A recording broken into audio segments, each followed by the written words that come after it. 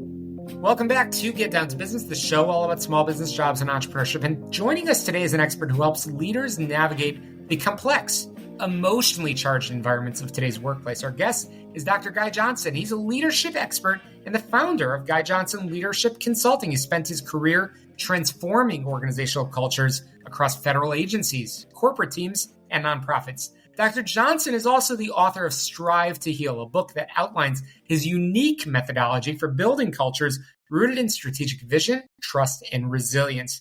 Welcome, Guy Johnson. Thanks so much for joining us. Shalom, thank you so much for having me. I really appreciate it. Absolutely. Dr. Johnson, your work focuses on transforming organizational cultures. What are the key elements that you found to be the foundation for a healthy and high-performing culture? So for the culture of the organization, when I was doing my research on this, because it's been this passion of mine, and so once I retired from the federal government, I wanted to dive into this whole idea and pull out all these different leadership books and try to figure out in today's corporations, what are the elements that when put together, I see show up in some of the most effective leaders across whether it's government leadership or private sector leadership, et cetera. And so when I started writing the book, originally it was just going to be called Strive, the Strive Leadership Framework.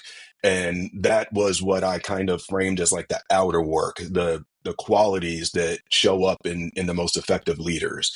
So it was an acronym, and I can tell you all about it, but it's a 6-letter acronym for Strive.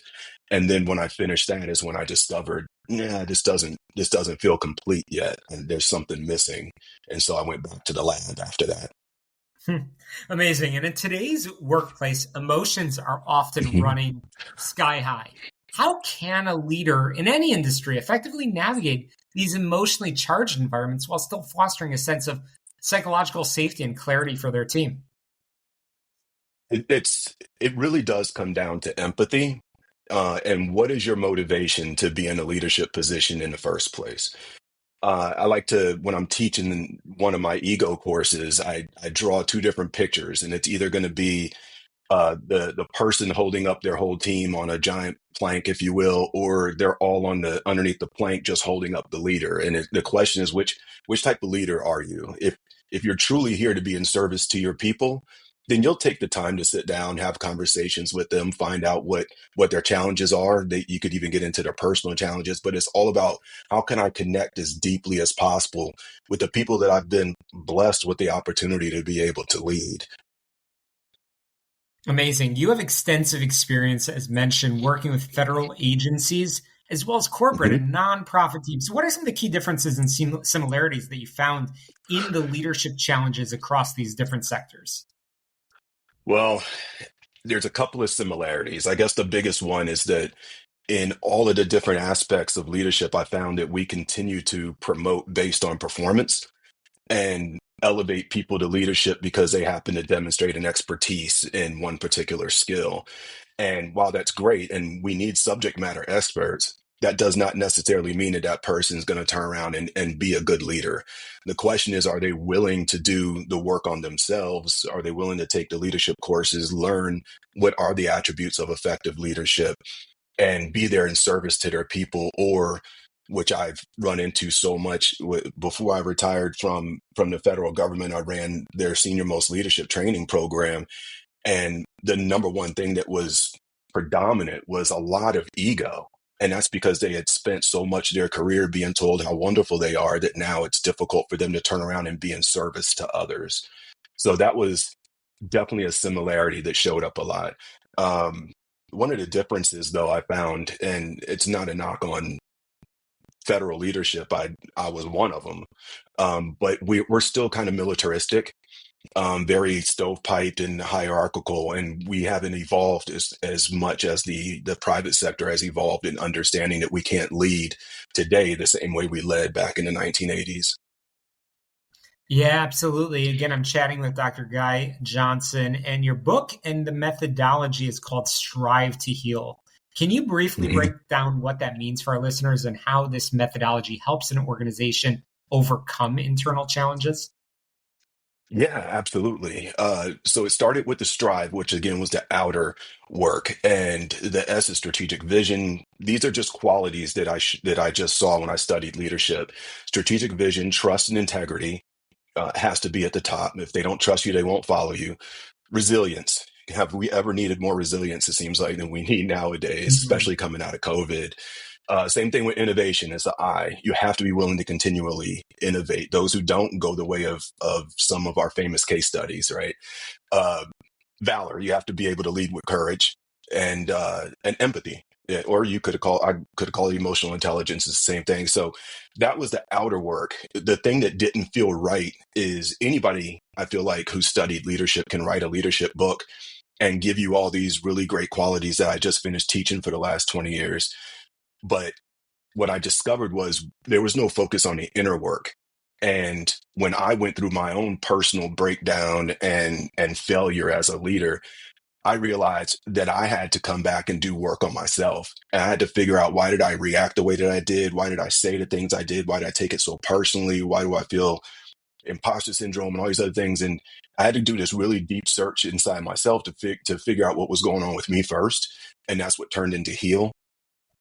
Honor your story, embrace emotional agility, align your identity with your action. In other words, live your values. And then you have to lead yourself first. The work has to start with you. And once you do the inner work, then you're ready to take on the outer work. But the two can't exist without each other. So I just tried to find a way to blend those two different frameworks together into one overall leadership model that I called Strive to Heal. Guy, your mission is to transform organizational cultures. What would you say is the driving force, or maybe a pivotal moment in your career that inspired you to focus on this work? Yeah, it was my own failure, honestly. I come from a great culture. If you pull up my bio, you see I worked for the agency for a long time. Excuse me. And I got to pretty senior there. And I described this in the book. I'll just paraphrase that I was having a conversation with a colleague in a large meeting and said something funny while a meeting was taking place. And a young officer looked over and said, "Excuse me, we're over here trying to work. Can you keep it down?" And I immediately, before I even thought, it just came out my mouth like, "Who in the world do you think you're talking to? Do you know who I am?" I had one of those kinds of moments.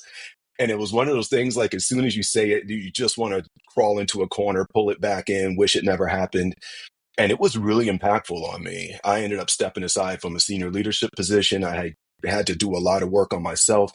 And that's when I started that heal process of honoring your story. I was like, well, what am I trying to compensate for? Why was I so offended? And it just led to this journey of discovery that I describe in the book, about understanding insecurities that go all the way back to like 8 years old, and the imposter syndrome, and trying to compensate for. That's why I went all the way through like the PhD and worked so hard to get to these senior positions. It's just I never really felt that secure in myself. And so when I went through the heal framework, I was able to figure that all out and be like, oh, okay, I understand now. And organizational cultures are either thriving or crumbling underneath leadership. And so that's why it's so important. I've been on both sides of that. And that's why I use the Washington Commanders as a case study. Look what they were able to accomplish in 1 year just by changing their leadership. They went from the joke of the entire sports world to one game away from the Super Bowl in a year, because that's the kind of impact that good, authentic, strong leadership can have. And I just want to be able to provide that to organizations that need it. I love it.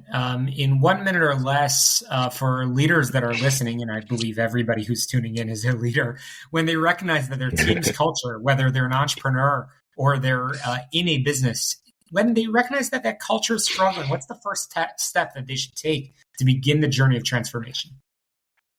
A 360 survey. They need to be able to get unfiltered, real deal feedback on non-attributable feedback on what exactly is going on, because no matter how much they think they're in tune, the higher leaders move up the ladder, the more separated they are from the dance floor.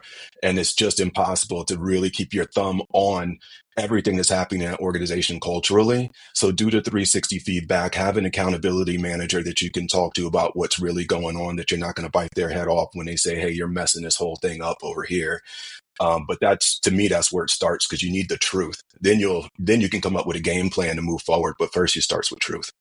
I love it. Again, I've been chatting with Dr. Guy Johnson. Guy, I've learned so much from you, and I can't wait to be back on the program real soon. But I want to make sure our listeners can find your book and find out all about your important work, and of course, get in touch with you. How can they do so? Thank you so much for the opportunity, and I really appreciate the invite to be able to be on. The book is called Strive to Heal. You can find it on Amazon. There's the Kindle version as well as the audio version available. Or you can just go to GuyJohnsonLeadershipConsulting.com. It's GYE, if you can't see me, but it's GYE Johnson. If you Google me, it'll come up, and the links for the books and everything are right there for you. And if you're interested in me speaking, you can also just go to GuySpeaks.com as well. But that's where you can find me. It has all my contact information, social media, and everything on the website. Amazing. Appreciate you so much for coming on, and thanks to all of our guests that have joined us. I've learned so much this week, as I do each and every week. The good thing is we've been on the air for over 12 years. We've got a great archive of shows with some amazing entrepreneurs and leaders. Get on my website, syklein.com, syklein.com, or of course, get on your favorite podcast app. Just search for Get Down to Business. But friends, make sure you subscribe, rate, review, and share so you don't miss a single episode. That's a wrap for us this week on the show all about small business, jobs, and entrepreneurship. To success, let's get down to business.